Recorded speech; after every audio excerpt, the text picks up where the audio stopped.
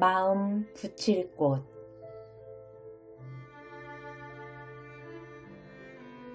교외의 무슨 가든자가 붙은 음식점에서였다. 다녀 나오는 길에 담 밑에 버려진 듯이 핀 채송화를 보자 반색을 하고 꿇어 엎드려 씨를 받았다. 채송화는 우리 집 마당에도 지천으로 피어 있는데 뭐하러 또 씨를 받느냐고 딸이 물었다. 야, 이건 옛날 채송화잖아. 보렴? 나는 여린 빛깔로 조그맣게 핀 채송화를 눈으로 애모하며 작은 곶갈 속에 다부지게 담긴 꼭 파리똥만한 씨를 조심조심 손바닥에 털었다. 우리 엄마는 아마 옛날이란 소리를 하루에도 20번은 더 하시는 것 같아요. 딸이 같이 간 일행에게 웃으면서 말했다. 간접적인 핀잔가치도 육친에 대한 연민가치도 들렸다. 내가 그랬던가? 순간 시간이 정지한 것처럼 아득해졌다. 어떤 때는 작년 일도 옛날 일이라고 말한 적이 있다. 맛있는 건 덮어놓고 다 옛날 맛이라고 하고 사람도 좀 진국이거나 예의 바르다 싶으면 나이에 상관없이 그 사람 옛날 사람이라고 말해버린다. 일전에는 백화점에서 이것저것 입을 만한 옷이 없나 기웃거리는데 매장 아가씨가 앵두셋 윗도리를 어깨에 걸쳐주면서 입어보라고 했다. 나는 나 같은 옛날 사람이 그걸 어떻게 입냐고 손사래를 치면서 돌아섰다. 할머니나 노인 소리는 듣기 싫어하면서 옛날 사람이라니. 옛날 사람이면 늙은이보다도 더 오래된 사람이 아닌가. 나는 현란하게 흥청대는 첨단의 소비문화 가운데에서 미아가 된 것처럼 우두망찰했다. 그때 그 미아의 느낌은 공간적인 게 아니라 시간적인 거여서 어딜 봐도 귀로나 출구가 보이지 않는 막막하고 절망적인 것이었다. 파출부한테 잔소리를 할 때도 먹다 남은 고기나 생선, 소시지 따위는 지딱지딱 버리지 않는다고 야단을 치고 우거지나 쉬어빠진 무청은 왜 버렸냐고 야단을 친다. 무만 잘라먹고 남은 총각김치에 무청을 차곡차곡 모아두면 나중엔 표면에 골마지가 낀다. 그걸 바락바락 물에 빨아 우려내고 나서 멸치나 몇 개 들어뜨리고 지진 된장찌개가 그렇게 맛있을 수 없다. 그래서 나는 그걸 물에 헹굴 때 단 한 오락이라도 떠내려갈까봐 안달을 한다. 그래서 아줌마는 나한테 할머니는 우거지라면 치를 떤다고 흉을 본다. 아무리 헹구어도 남아있는 곰삭은 시간의 맛. 절대로 인공적으로는 만들 수 없는 그 맛은 암호하고도 나눌 수 없는 고독의 맛이기도 하다. 암호하고도 그 맛의 밑바닥, 궁핍했던 시절이 내 혀끝에 남긴 맛의 오지만은 나눌 수가 없다. 그래서 나는 그 보잘것없는 것을 아귀아귀 포식하고 나면 슬프다. 옛날 꽃에 집착증을 보인 것은 이곳 아치울로 이사를 하고 나서이다.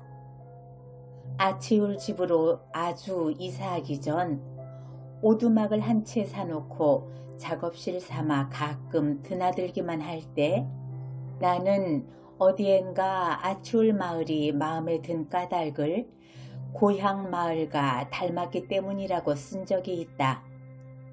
딱히 고향 마을이라고 그러지 말 걸 그랬다. 산이 많은 우리나라는 대개 산이 아늑하게 감싼 골짜기나 산기슭에 마을이 생기고 그 조붓한 평지가 두 팔 벌린 산새와 함께 흘러내려 넓은 벌이 된 곳에 마을 인구를 먹여 살릴 만한 논밭이 있고 벌 끝에는 냇물이 흐르기 마련이다. 내가 이 세상에 처음으로 던져진 박적골도 그런 전형적인 농촌이었고 아치울도 그러했다. 아마 그렇다고 여기고 싶었을 것이다. 아치울에서 바라본 넓은 벌 동쪽 끝으로 흐르는 한강을 박적골의 앞벌을 흐르는 냇물처럼 여겼으니까. 박적골 냇물은 보통 때는 마을에서 잘 안 보이다가도 장마가 지면 내 가슴까지 차오르는 느낌으로 부풀어 오르곤 했다. 그러나 여름이면 개구리 울음 낭자하던 아치울 앞벌은 택지가 되어 하루가 다르게 새집이 들어서고 유장하게 흐르던 한강도 집들에 가려 시야가 좁아지면서 호수처럼 보인다. 아치울이 그렇게 발랑 까진 후에 이사를 했기 때문에 도대체 뭘 찾아 먹으러 이 나이에 이 마을까지 흘러 들어온 것일까 문득문득 남의 일처럼 딱해질 때가 있다. 내 나이란 더는 이사 같은 건 하지 말아야 할 나이가 아니던가.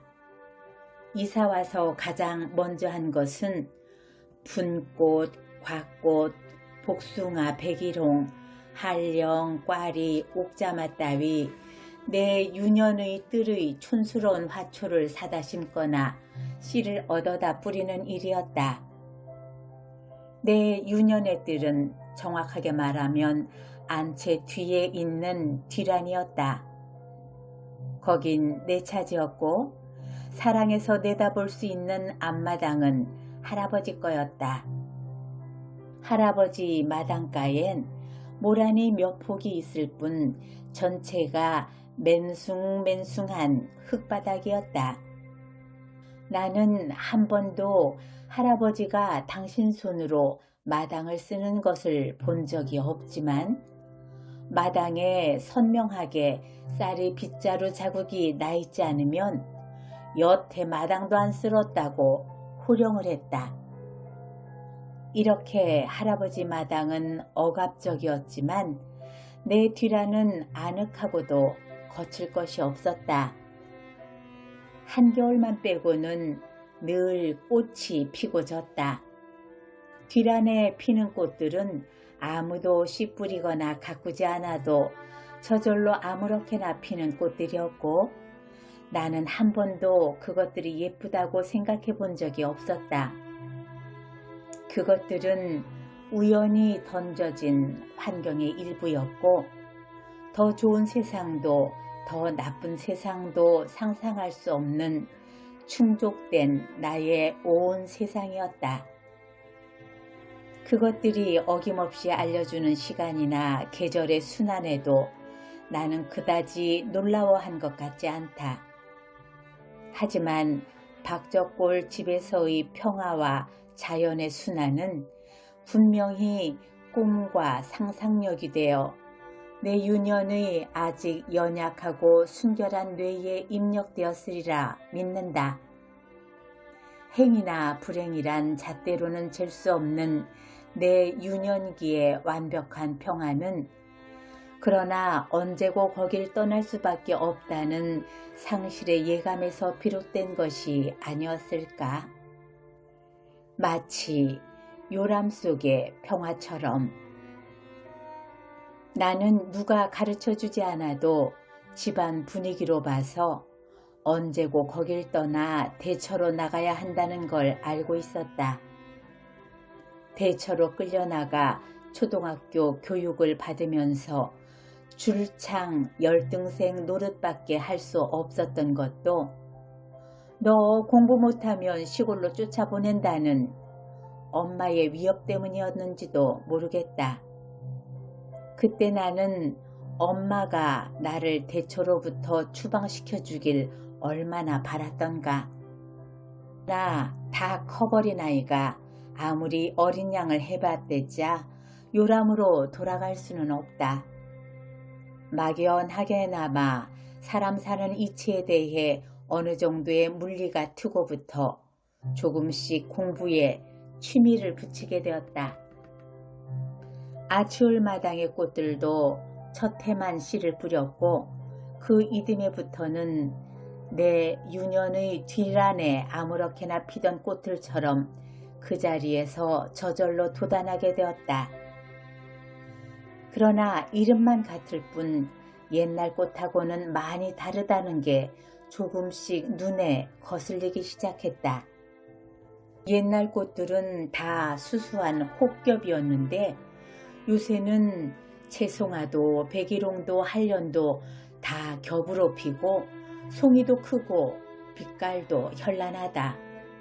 옛날보다 더 보기 좋게 종자가 개량된 것 같은데 내 소원은 화려하거나 신기한 것이 아니라 마음 붙일 수 있는 꽃이다.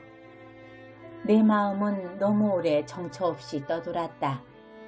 나도 임의로 할 수 없던 내 마음이 언제부터인가 유턴을 해서 시발점으로 돌아가려 한다는 걸 요즘 생생하게 느끼고 있다. 나는 이 집에서 평화롭게 소멸하고 싶다. 내가 재현하고 싶은 건 옛날 꽃이 아니라 어린 날 맛본 푹 파묻혀 단잠에 들고 싶은 요람 같은 평화다. 이 정도의 평화도 감지덕지 그저 고맙기만 한 것은 아마 결별의 예감 때문일 터이다. 이왕이면 내 인생의 결말이 해피엔드였으면 한다. 분꽃이나 채송화 따위 그 속절없는 것들의 소멸이 슬플 것도 드라마틱할 것도 없는 자연스러운 해피엔드이듯이. 그런데 떠날 준비가 정을 떼는 게 아니라 마음 붙일 것들을 조금씩 늘려가는 것이라니. 나는 옛날 채송화를 만난 걸 주하라 씨를 받으며 스스로를 나보다도 훨씬 나이 많은 남 바라보듯 하염없이 바라보았다. 이렇게 해서 내 유년의 뒤란에 있던 꽃들을 거의 다 복원해 놓고 아침에 눈만 뜨면 가장 먼저 그들과 눈 맞추러 마당으로 나간다. 우리 집 마당이 내 어린 날의 뒤란을 닮은 것은 꽃의 종류에서가 아니라 씨 떨어진 자리가 저 있을 자리려니 그것들이 그냥 아무렇지도 않게 피고 지는 것에서이다. 아무도 그 소박한 것들을 예쁘다고 칭찬해 주지 않는다. 그래도 우리 마당꽃들은 기죽지 않고 열심히 저 생긴 대로 핀다.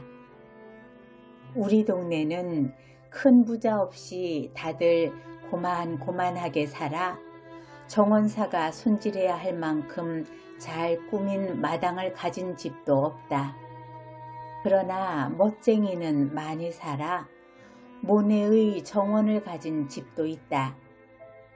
프랑스에 관광 가서 모네의 시골집에 들른 사람이 거기서 파는 모네의 정원이란 꽃씨 봉지를 사다가 선물했다는 것이다. 봄에 그 씨를 뿌리고 발화를 기다리는 동안 나도 덩달아 기대감에 부풀었다. 6월 초던가 그 모네의 정원에서 온갖 꽃이 피어나 절정에 달했을 때는 정말 황홀했다. 나는 우리 집에 온 손님까지 그 댁으로 데려가 자랑을 시키곤 했다.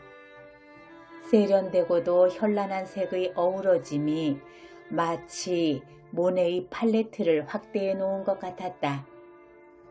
꽃들의 모양이 섬세하고 연약하고 부드러운 것도 프랑스의 레이스나 살을 연상시켰다. 그러나 내년에 그 씨를 나누어 받을 생각은 없다. 그건 보고 찬탄할 화원이지 마음 붙일 꽃밭은 아니기 때문이다. 내가 될 수 있는 대로 미소하고 속절없는 것들한테 마음 붙이려 드는 것은 떠날 때가 되면 미련 없이 떠날 수 있기를 소망해서가 아닐까? 이렇듯 나름대로 마음의 준비를 하고 있다고 믿건만 그러나 역시 죽음은 무섭다. 사랑하는 사람을 먼저 보내고 따라 죽고 싶어 몸부림치던 때가 엊그제 같건만 따라 죽고 싶은 비통과 절망의 극치가 순간적으로 아무것도 아닌 게 되어버릴 것을 생각하면 인생에 대해 참을 수 없는 배반감을 느낀다. 어찌 고통뿐이랴. 내 마음속에 영원처럼 각인된 사랑의 순간, 그것 때문에 태어난 양 믿어 의심치 않던 삶의 비의도 결국은 소멸하는 것과 운명을 같이 하게 될 것을 어떻게 순순히 받아들일 수 있겠는가? 죽는 것은 몸일 뿐 영혼은 사후세계에서 다 만날 수 있다고들 하지만 그것도 그다지 위로가 되지 않는다. 먼저 간 사람과 같은 곳으로 간다는 건 아마 틀림없을 것이다. 그곳이 허든 묻은 신의 섭리든 간에 그곳으로 비상을 하든지 추락을 하든지 빨려들든지 할 것이다. 설사 그 순간에 우레와 같은 깨달음이나 쾌감이 예비되어 있다고 해도 느낀 것을 기억하고 표현할 수 있는 육신이 없는 대호각성이 무슨 소용이란 말인가. 죽음이 무서운 것은 기억의 집인 육신이 소멸한다는 절대로 변경될 수 없는 사실 때문이고, 내가 육신에 집착하는 것은 영혼이 있다는 것을 못 믿어서가 아니다. 영혼이 있으면 뭐하나. 육신이 없는데 내가 사랑하는 사람을 무슨 수로 알아보나 싶어서이다.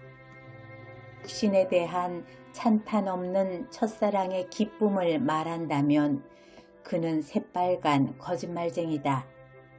서로 끌리고 사랑하여 결혼한 남자에 대해 내가 그 사람에게 첫눈에 반한 건 근육질의 몸이 아니라 관대하고 따뜻한 마음 때문이었노라고 말할 수는 얼마든지 있다.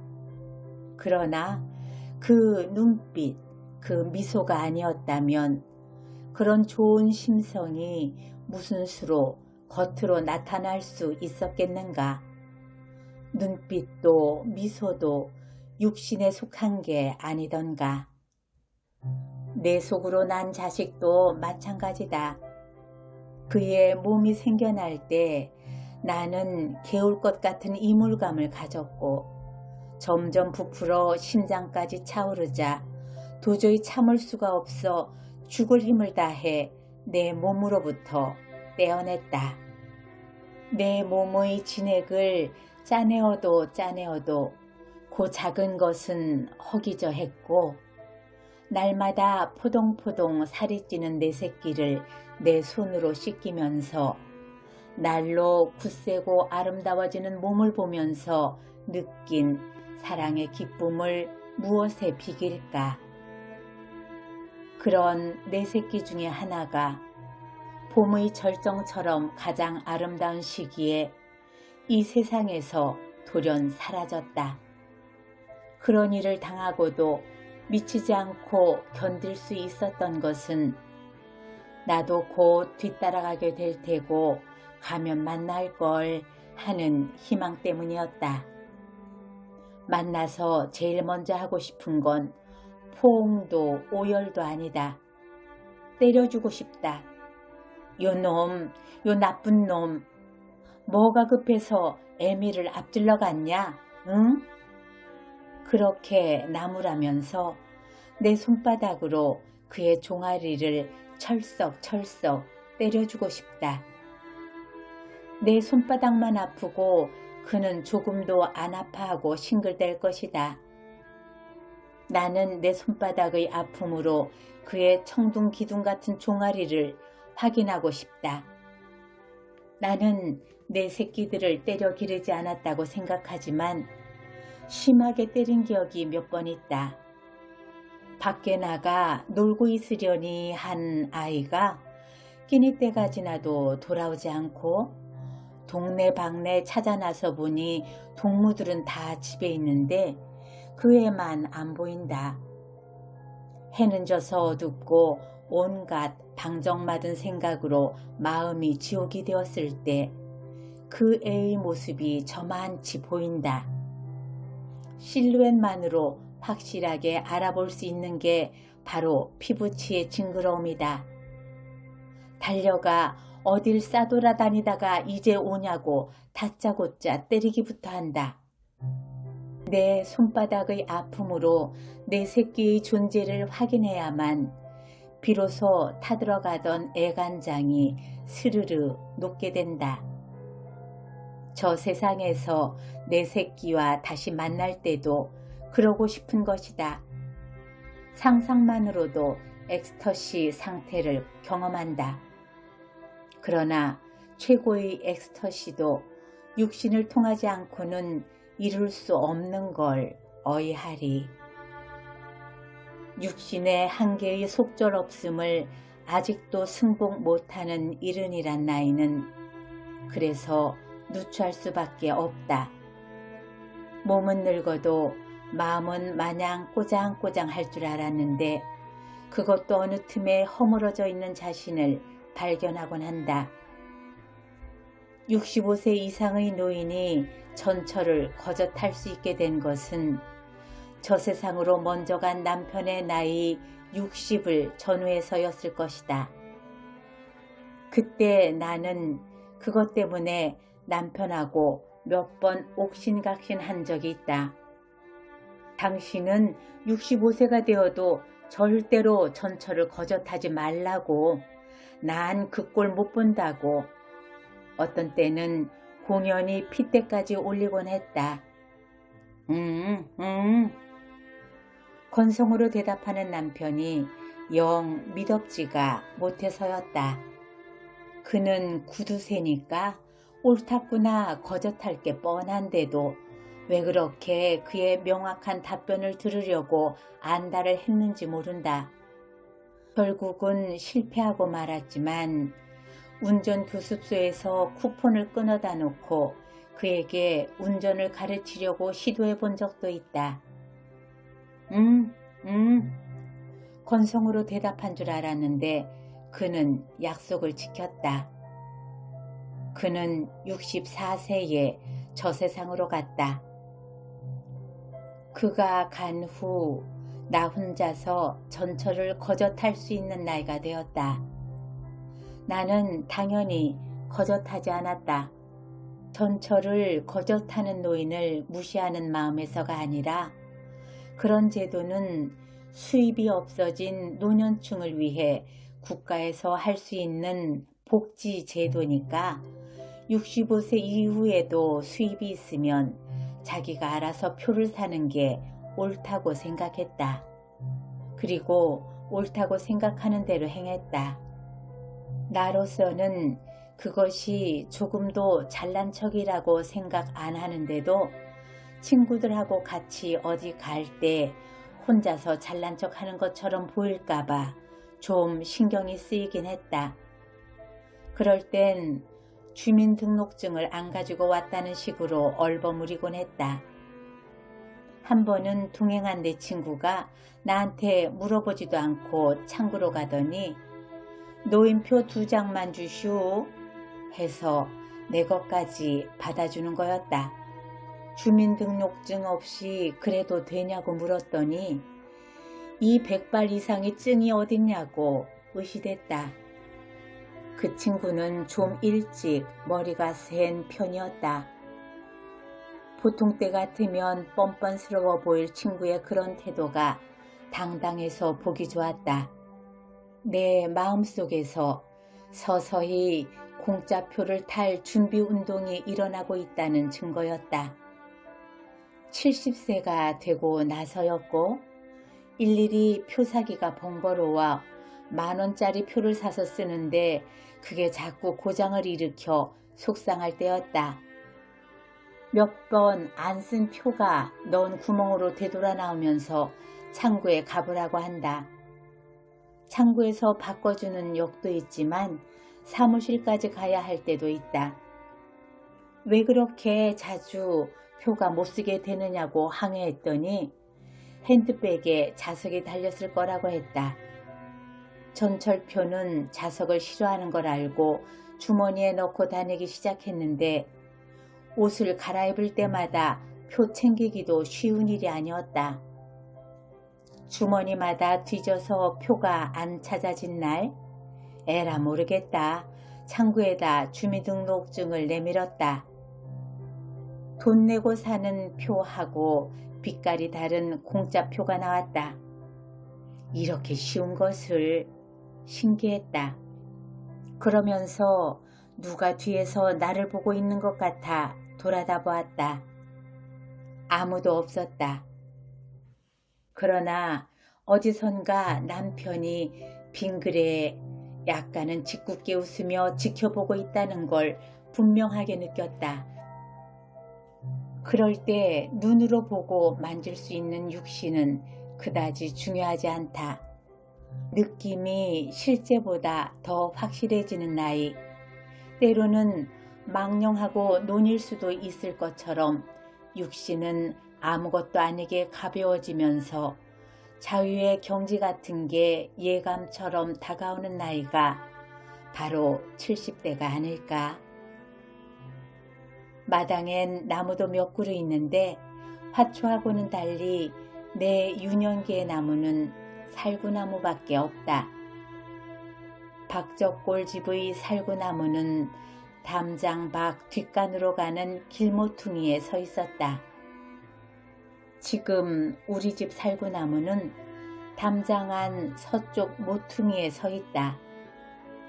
담장 밖 시냇가에 황금 갑옷을 입은 듯 장엄하게 물들었던 은행나무가 엊그저께 아침에 보니 마지막 잎새도 안 남기고 황량하게 옷을 벗어던져 내가 본 찬란한 영광이 꾸민 듯 허전하더니 살구나무는 천천히 질 모양이다. 바람이 불 때마다 뚝뚝 떨어지는 낙엽은 은행나무처럼 찬란하지 않은 소박한 누런색이지만 가지 끝의 잎들은 부끄럼 타듯이 살짝 붓다. 저 고운 빛깔을 무엇에 비할까? 혼자 보기 아까워하면서 바라보고 있는데 딸 애가 푸듯이 말한다. 엄마, 저 살구나무 가장기 좀 봐요. 꼭 복숭아 꽃 물든 손가락을 뻗쳐들고 있는 것 같잖아요. 아, 그래. 바로 그 빛깔이었구나. 딸의 표현은 절묘했고 나는 감동했다. 누가 왜 사느냐고 물으면 그 맛에 산다고 해도 될 것 같다.